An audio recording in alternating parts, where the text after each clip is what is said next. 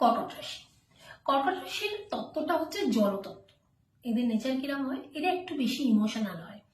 কর্কট রাশির ক্ষেত্রে দেখা যায় যে এরা যদি বেশি, এদের যদি চন্দ্র, কর্কট রাশিতে চন্দ্র বসে আছে মানে আপনার কর্কট রাশি হলো।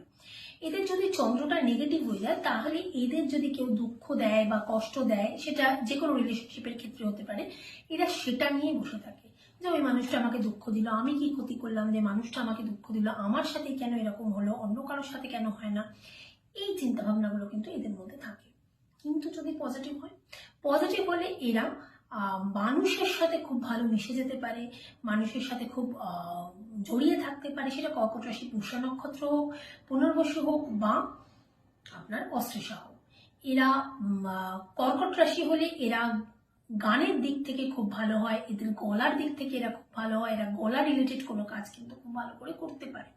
কিন্তু যদি রাশি নেগেটিভ হয়ে যায় তখন এরা প্রচন্ড ইমোশনাল হয়ে যায়। সেই ইমোশনালি সুখ দুঃখ এবং সাংসারিক সমস্ত ব্যালেন্স তারা করতে পারে না।